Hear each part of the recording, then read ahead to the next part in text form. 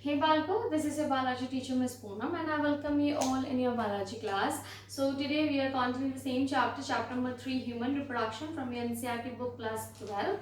And in our previous class we were discussing about embryonic development. So we'll continue this topic today in today's class also, and we'll hopefully complete this topic along with the organogenesis. So let's start. What is embryo? What is embryonic development? The formation of an embryo, the fetus, the baby. ठीक है, ये कैसे हो रहा है बच्चों? इसमें आपका प्री एम्ब्रियोनिक डेवलपमेंट था. प्री एम्ब्रियोनिक डेवलपमेंट हम पढ़ चुके हैं. कहाँ तक? आपकी गैस्ट्रुलेशन, जो आपका ब्लास्टोसिस्ट था उसके इम्प्लांटेशन तक पढ़ा हमने. उसके बाद सेकेंड वीक में क्या क्या चीज़ें हो रही है हमने प्रीवियस क्लास में पढ़ा था. एक बार उसको देख लेते हैं क्या क्या हो रहा था. सेकेंड वीक तक आपके पास क्या क्या चीज़ें आ गई थी बच्चों?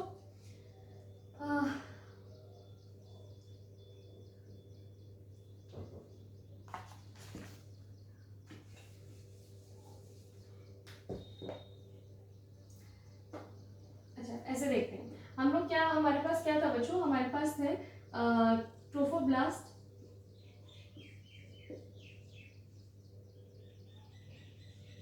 ट्रोफोब्लास्ट लेयर थी, और हमारे पास था इनर सेल मास.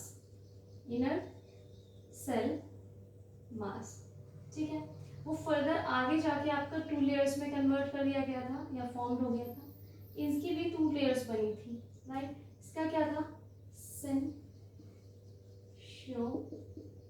Tropho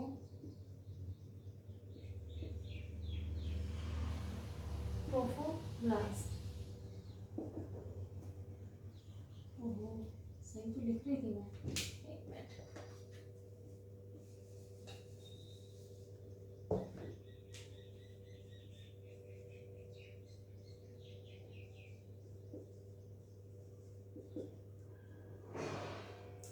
okay, then cytotrophoblast.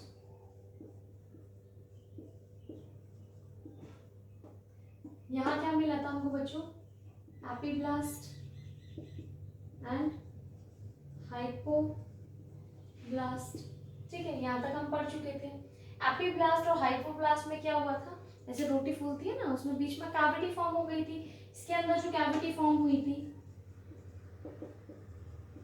Epiblast में जो कैविटी फॉर्म हुई थी उसको क्या बोला था? Amniotic cavity. ठीक है. हाइपोब्लास्ट में जो कैविटी फॉर्म हुई थी that is called as yolk sac, right. ये हम पढ़ चुके थे. उसके बाद क्या पढ़ा था बच्चों हमने? फॉर्मेशन ऑफ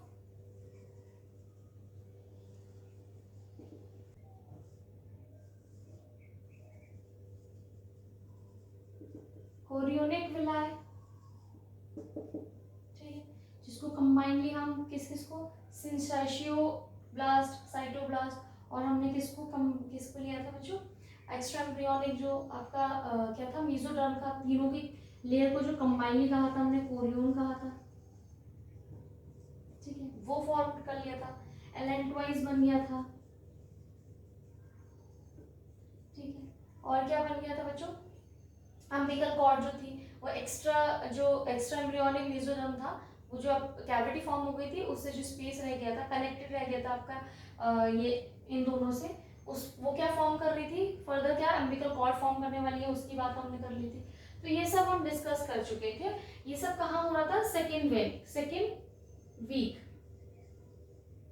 ठीक है. अब जब थर्ड वीक में एंटर करेगा आपका ये एम्ब्रियो, उसमें क्या क्या चेंजेस आएंगे? ठीक है. तो अभी हमारे पास क्या है? हमारे पास 2 लेयर्स हैं. अब देखो, जो एपीब्लास्ट है बच्चों और हाइपोब्लास्ट है उसको मैं इस तरह से ले लेती हूँ. 2 प्लेट्स है ना, ताकि आपको ये चीज समझ में आए. ठीक है, ये 2 प्लेट्स मैंने ले ली इस तरह से.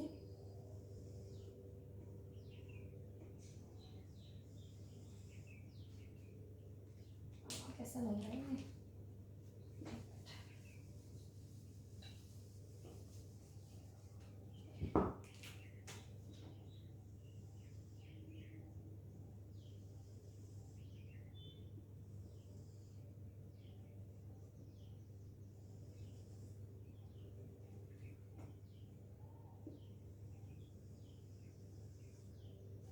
दूसरे कलर से बना लेते हैं।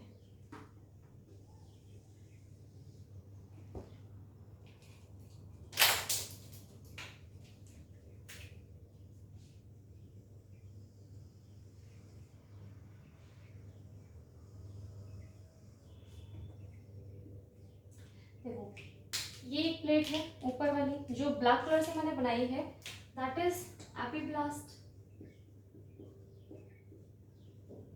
ठीक है, blue one is what, hypoblast.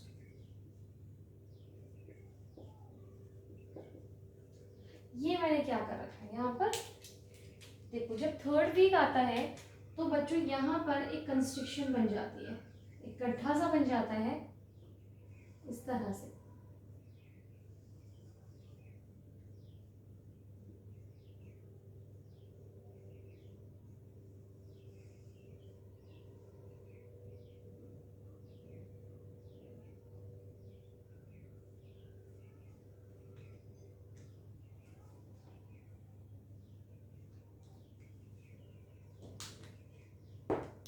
क्या होता है, ये जो प्लेट्स थी हमारी है ना ऐसे रखी थी, एपिब्लास्ट और हाइपोब्लास्ट। ऊपर जो एपिब्लास्ट लेयर थी, जो सेल्स थी हमारी, कौन सी लेयर थी बच्चों, कॉलमनर सेल्स की जो आपकी लेयर थी ऊपर वाली, जिसको एपिब्लास्ट बोला गया था, किससे बन रही है, इनर सेल मास से। उसमें क्या होता है ना, बीच में गड्ढा हो जाता है। देखो इस तरह से मान लो ये चीज हो गई, ठीक है, और यहाँ पे जाके एक पिट बन गई, गड्ढा हुआ, कंस्ट्रक्शन माने गड्ढा हुआ, और अंदर जाकर क्या हुआ, जब यहाँ और यहाँ से आपकी सेल्स ना, एपिब्लास्ट की सेल्स इनमें से गिरने लगेगी।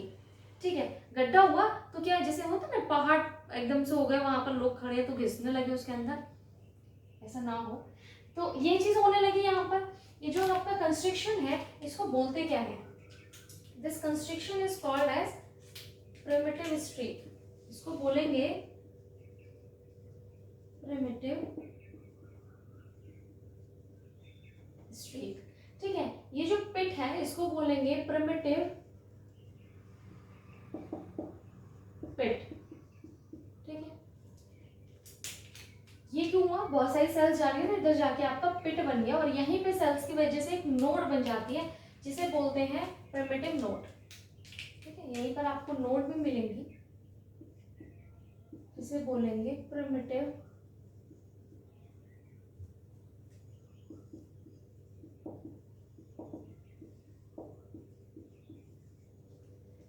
समझ में आया। ये क्या बनाया है मैंने, ये चीज, ये प्रिमिटिव स्ट्रीक है, ये गड्ढा है, एपिब्लास्ट में बना है, और आगे जाके एक पिट बन गई, ये क्या है, गोल सा गड्ढा बना है। तो ये सब पूरा क्या है, आपके यहाँ से स्पेस बन गया, जिसमें क्या होगा, अब जो एपिब्लास्ट की सेल्स हैं, जो यहाँ से सेल्स हैं सपोज, वो अंदर जाने लगेंगी। कहाँ जाने लगी, इस गड्ढे में अंदर, इस कंस्ट्रक्शन में अंदर मूव करने लगेंगे, गिरने लगेंगी, और गिर के आपके कहाँ पहुंच रही है, यहाँ आपके जो हाइपोब्लास्ट है इसकी जगह ले लेंगे, हाइपोब्लास्ट को ट्रांसफॉर्म कर देंगे एक तरह से, किसमें, एक जर्म लेयर में। पहली जर्म लेयर इनके किससे बनी, अच्छा इस प्रोसेस को क्या कहेंगे, जो ये सेल्स गिर रही हैं, एपिब्लास्ट की सेल्स किसमें, इस प्रिमिटिव स्ट्रीक में क्या है, गिर रही हैं, और कहाँ पहुंच रही है, हाइपोब्लास्ट की लेयर तक पहुंच रही है। इस प्रोसेस को जो ये गिर रहा है, जो ये सेल्स का क्या है, अंदर जाना है, that is called as ingression. इसको बोलेंगे इंग्रेशन।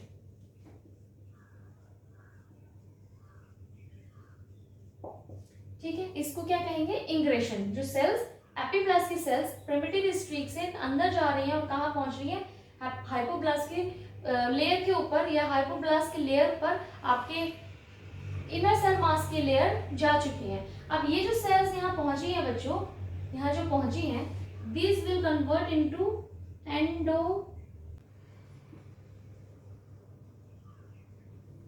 एंडोडर्म। ठीक है, इसको क्या बोलेंगे, endoderm. That means the first layer of germinal layer, या फिर क्या कहेंगे इसको, जो गैस्ट्रुलेशन में आपकी जर्मिनल लेयर की first layer of 3 germinal layers. ठीक है, पहली लेयर बन गई, उसके बाद कुछ सेल्स आपकी इस बीचेस वाले स्पेस में आएंगी। दूसरे कलर से बना लें क्या,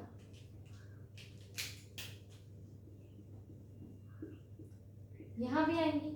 इन लेयर्स को क्या बोलेंगे, ये भी एक लेयर फॉर्म करेंगे जिसको बोलेंगे आप मीजोडर्म।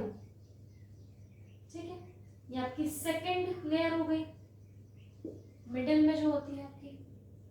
ठीक है, और जो बाकी सेल्स ऊपर रह गई हैं, जो रह जाएंगी आपकी किसकी, एपिब्लास्ट की सेल्स, इस लेयर को क्या कहेंगे आप, एक्टोडर्म। ठीक है, बन गया। ये इंग्रेशन से सेल्स नीचे गई, आया किसकी, इनर सेल मास की, एपिब्लास्ट की। ठीक है, अब यहाँ पर साफ साफ देख रहे हैं आप, जो फॉर्मेशन है बच्चों तीनों जर्म लेयर का, वो एपिब्लास्ट से हो रहा है, इनर सेल मास से हो रहा है। अब बड़े तौर पे जब क्वेश्चन आएगा तो आप बोलेंगे इनर सेल मास से हो रहा है, ट्रोफोब्लास्ट से नहीं हो रहा। Trophoblast will help to form the placenta, placenta में हेल्प करेगी, एम्ब्रियो की बाकी चीजें जो बन रही है वो ट्रोफोब्लास्ट उसमें हेल्प कर रहा है। ठीक है, लेकिन जो इनर सेल मास है, इनर सेल मास में भी आपका epiblast is involving in the formation of all three layers, all three germinal layers. ठीक है, तो गैस्ट्रुलेशन का जो स्टार्टिंग है आपकी वो थर्ड वीक में हो रही है, थर्ड मंथ नहीं, थर्ड वीक में। थर्ड वीक में क्या हो रही है आपकी, गैस्ट्रुलेशन की स्टार्टिंग हो रही है आपके। किससे हो रही है, प्रिमिटिव स्ट्रीक बनता है, प्रिमिटिव ग्रूव बन रही है, एक ग्रूव बन रही है, एक कंस्ट्रिक्शन, एक गड्ढा बन रहा है, और जिससे क्या हो रहा है, इस गड्ढे में आपके जो सेल्स है वो इंग्रेशन स्टार्ट कर रही है, उस गड्ढे में या उस ग्रूव में सेल्स का जाना इज व्हाट, इंग्रेशन। उस इंग्रेशन की वजह से हाइपोब्लास्ट लेयर में आपके जो एपिब्लास्ट की लेयर्स है वो पहुंच जाती है और उसको ट्रांसफॉर्म कर देती है किसमें, एंडोडर्म में। This layer will form endoderm, जो कि फर्स्ट लेयर है जर्मिनल सेल्स की। उसके बाद जो बीच वाली लेयर है उसमें मेसोडर्म, एंड जो ऊपर वाली लेयर में ही रह जाती है, जो आपकी एपिब्लास्ट रह जाती है, उसको क्या बोलेंगे बच्चों आप, एक्टोडर्म। ठीक है, this one is the third germinal layer.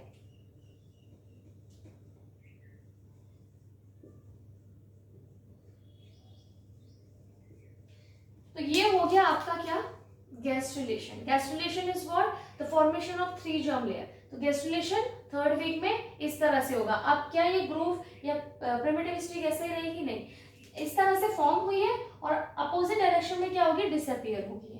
ठीक है, इस तरह से फॉर्म हुई है, अपोजिट डायरेक्शन में क्या होगी, डिसअपीयर होगी।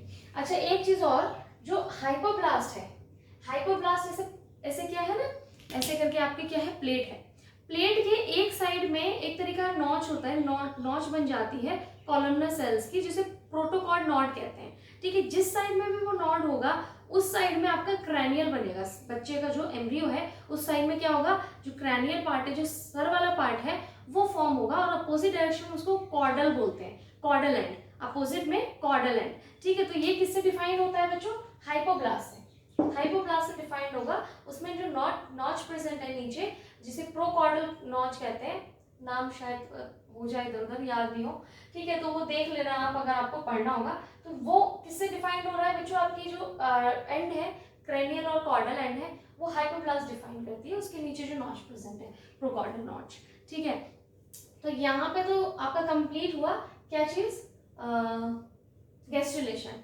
अब क्या है, इन लेयर से कैसे क्या चीजें बन रही है, that comes in the organogenesis. हम पूरा नहीं पढ़ेंगे कि हर एक ऑर्गन की बात करेंगे या हर एक ऑर्गन को हम डिफाइन करेंगे इसमें बन रहा है, हम उसको शॉर्टली पढ़ेंगे जो एनसीईआरटी आपको बता रही है, और फिर देखेंगे हम प्रेगनेंसी में कौन से मंथ में क्या चीजें हो रही है। इसके साथ में ये टॉपिक आपका आज कंप्लीट हो जाएगा, and in our next lecture we will discuss the parturition and lactation, और उसके बाद चैप्टर कंप्लीट। तो let me rub this and will see कि इनसे क्या क्या चीजें बन रही है। Okay,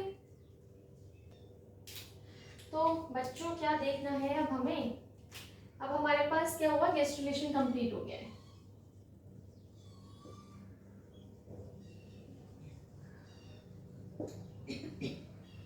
We have three layers. What are those three layers? Ectoderm, the middle one is what, mesoderm, the third one is what, endoderm. We have these three layers. Now ये three layers आपके body के कौन कौन से part बनाएंगे। Ninth में आपने tissues के बारे में पढ़ा था, टिश्यू चैप्टर था आपका। ह्यूमन एनिमल्स में फोर टाइप्स ऑफ टिश्यूज होते हैं। What are those, epithelial tissue, connective tissue, muscular tissue, nervous tissue. ठीक है, इनसे कौन कौन से टिश्यूज बन रहे हैं उससे आपको पता चल जाएगा कौन कौन से ऑर्गन बन रहे हैं। एक्टोडर्म क्या बनाता है बच्चों? Nervous tissue.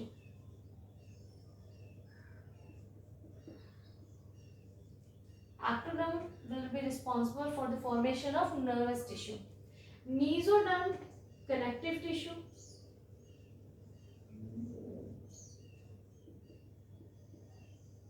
And muscular tissue.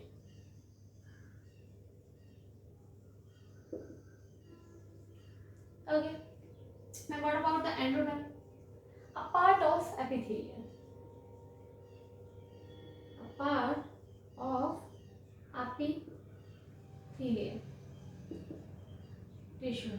Why I am saying that part of epithelium? Because all will be responsible for the formation of epithelium. इनका कहीं ना कहीं रोल होगा सब में। epithelium tissue तीनों मिलकर बनाएंगे आपकी epithelial tissue. So this was the आप इसको ऑर्गेनोजेनेसिस के तौर पे ले सकते हैं।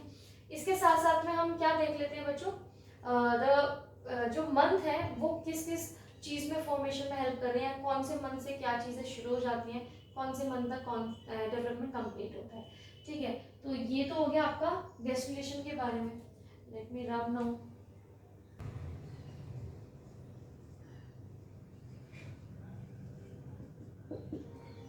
प्रेगनेंसी, प्रेगनेंसी एनसीईआरटी बताती है आपको जो फर्स्ट मंथ है उसमें क्या क्या हो रहा है।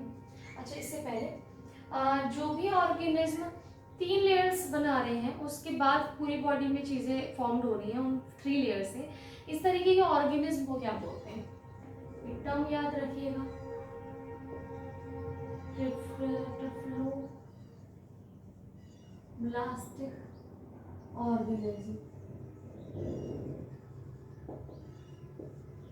ट्रिफ्लोब्लास्टिक ऑर्गेनिज्म, ठीक है, ट्रिफ्लोब्लास्टिक ऑर्गेनिज्म कहते हैं आपको और ऐसे ऑर्गेनिज्म को जो 3 लेयर्स फॉर्म करते हैं, 3 जर्मिनल लेयर्स बनाती हैं। उसके बाद सारे और उन लेयर्स में क्या, उनके अंदर क्या बोलते हैं उसको, पोटेंसी होती है, उसको क्या बोलते हैं बच्चों आप? प्लूरिपोटेंसी। जैसे टोटिपोटेंसी हमने पढ़ा था, जिसको आप जाइगोट को टोटिपोटेंसी कहते हैं। Zygote is what? Totipotent cell. Zygote is totipotent cell. ऐसे ही ऑर्गेनिज्म की जो 3 जर्मिनल लेयर है,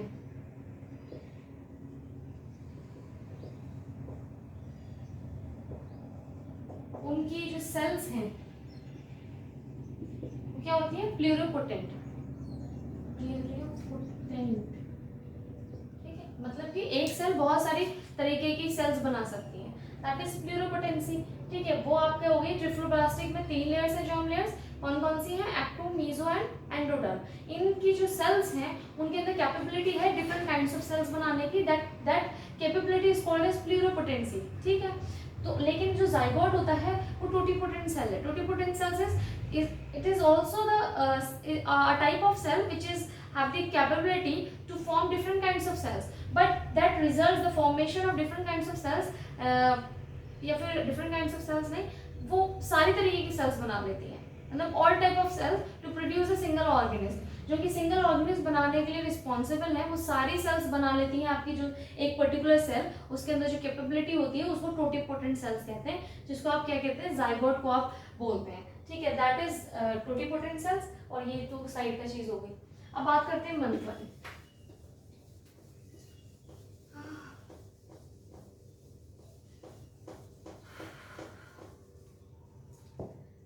फर्स्ट मंथ में क्या हो रहा है बच्चों? फर्स्ट मंथ में जैसे जो फर्स्ट साइन होता है प्रेगनेंसी का या फिर एम्ब्रियो डेवलपमेंट का, एम्ब्रियो डेवलपमेंट का जो फर्स्ट साइन है वो आपका कैसे पता चलता है? हार्ट बीट से। हार्ट बन जाता है। हार्ट बीट जो डॉक्टर्स होते हैं वो स्टेथोस्कोप से, है ना, जो हार्ट बीट को चेक करने के लिए लगाया जाता है ना, आला बोलते हैं शायद, स्टेथोस्कोप उसको बोलते हैं ना, उससे आपका क्या किया जाता है? मदर वूम पे लगाकर बच्चे की हार्ट बीट चेक की जाती है, जो कि साइन होता है एम्ब्रियोनिक, जो एम्ब्रियो है उसके डेवलपमेंट का। सो फर्स्ट मंथ में हार्ट बन गया। सेकेंड मंथ में क्या हो रहा है? बच्चे की लिम्स बन जाती हैं, ठीक, और डिजिट्स, उंगलियां हाथ पैरों बन गए, ठीक है। तीसरे मंथ में आकर जो कि होता है एंड ऑफ, अच्छा जो मंथ है उसको तीन सेमेस्टर्स में बटा है, 3 महीने के। फर्स्ट सेमेस्टर 3 मंथ्स का, सेकेंड सेमेस्टर 3 मंथ्स का, और थर्ड सेमेस्टर 3 मंथ्स का। तीन सेमेस्टर्स में होती है पूरी प्रेगनेंसी। 9 मंथ की कितनी होती है? 9 मंथ की 3 सेमेस्टर्स। जो सेमेस्टर है, सिंगल सेमेस्टर 3 मंथ का है। ये फर्स्ट सेमेस्टर के खत्म होते होते क्या क्या हो जाता है बच्चे का? ऑर्गन और organ system.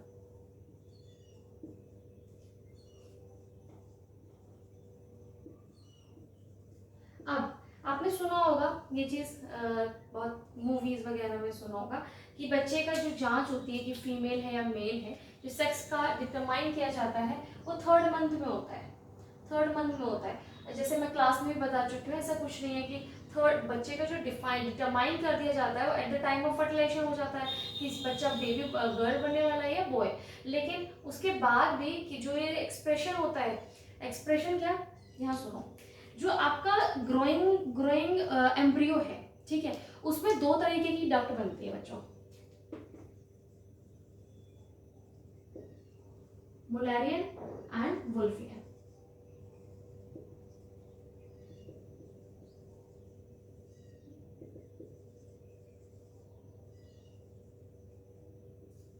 Reproductive system,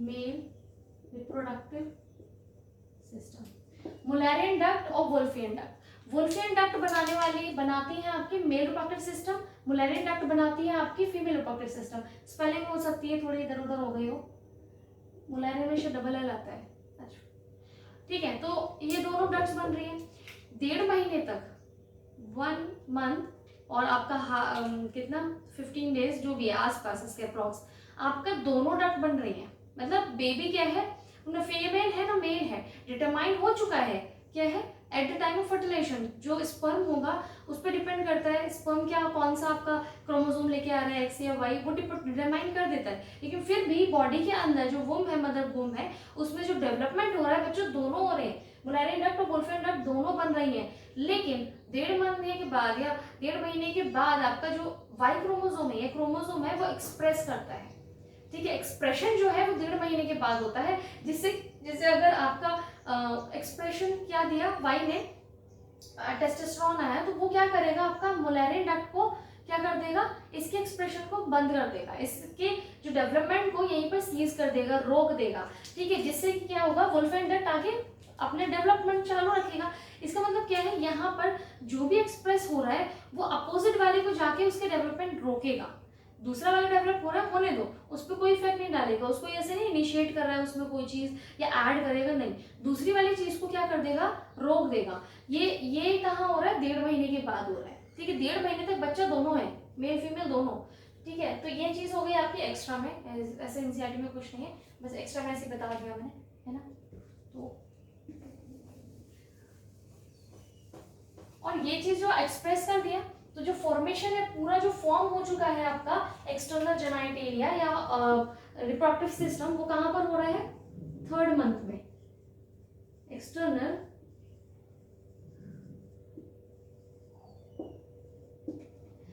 genitalia अब तभी आपके 3rd मंथ के बाद अल्ट्रासाउंड करके या फिर आपके जो डॉक्टर्स हैं वो कैपेबल होते हैं बताने में, because of the formation of external genitalia कि बेबी जो है, जो फीटस है, वो मेल है या फीमेल है, ठीक है। फीटस मेल है फीमेल है 3rd मंथ में पता चलता है। फिर 5th मंथ तक आते आते क्या हो जाता है,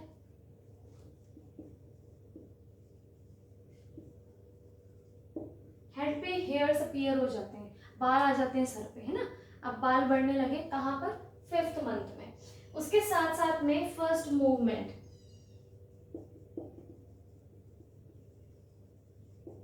ऑल इज वेल बोल के नहीं, वो 5वें महीने में मूवमेंट देगा, ऐसे नहीं ऑल इज वेल बोलो, ऑल इज वेल बोलो, है, लात मारेगा फिर वो। तो ये क्या हो रहा है, 5th मंथ में मूवमेंट आ रहा है, कब, फीटस जब 5th मंथ में पहुंचता है तब उसका फर्स्ट मूवमेंट होता है और हेड पे हेयर आ जाते हैं। 6th मंथ में जाते जाते जो कि एंड होता है इसका दूसरे सेमेस्टर का, उसमें क्या होता है, उसमें बच्चों जो बॉडी हेयर है वो अपीयर होने लगे, बॉडी पूरी बॉडी में फाइन हेयर्स बनने लगे, ठीक है। साथ साथ में आईलिड्स जो होती हैं वो सेपरेट हो जाती हैं, आईलिड्स सेपरेट हो गई, आई लैशेस बन जाती हैं, ठीक है, आई लैशेस बन गई। ये काम हुआ। 9th मंथ के कंप्लीट होते होते बेबी फुल्ली डेवलप हो जाता है,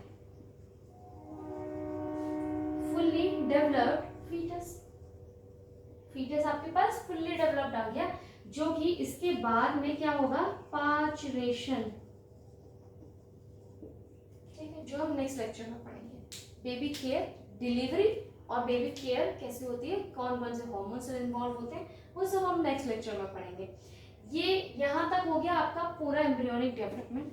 हम अर्ली एम्ब्रियोनिक डेवलपमेंट पढ़ चुके हैं, किससे, क्लीवेज से। चलो एक बार ये भी देख लेते हैं, है ना। तो ये एनसीईआरटी में भी पूरे पैरा में लिख रखी है।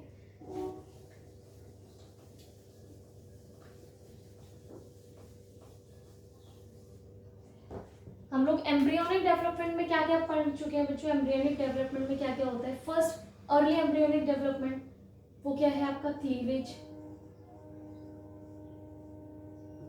ठीक है। जिसके बाद आपको क्या मिल गया था, ब्लास्टोसिस्ट,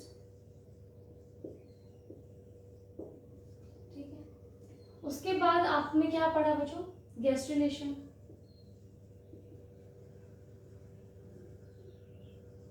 इनके प्रोडक्ट क्या थे आपके, 3 लेयर्स, 3 जर्मिनल लेयर्स। कौन से 3 जर्मिनल लेयर्स हैं, एक्टोडर्म,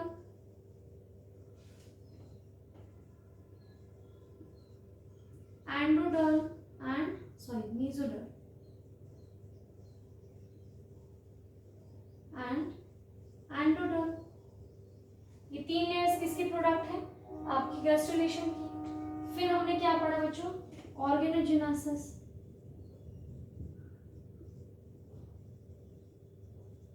कैसे ये 3 लेयर्स किन किन ऑर्गन्स टिश्यू का फॉर्मेशन कर रही हैं, ठीक है। उसके बाद में हमने प्रेगनेंसी देखी, प्रेगनेंसी के मंथ, प्रेगनेंसी में कौन से मंथ में किस चीज का फॉर्मेशन हो रहा है, ठीक है। ये सब चीजें हमने पढ़ चुके हैं अभी तक। और लास्ट में आपका पार्चुरेशन और लैक्टेशन रह गए। सो आई होप समझ में आया हो, आपको लेक्चर समझ आ रहे हो। कोई भी प्रॉब्लम होगी आप लोग क्लास में बताएंगे, we will discuss those doubts in our Zoom class. So पढ़ते रहिए तब तक, और गॉड ब्लेस यू।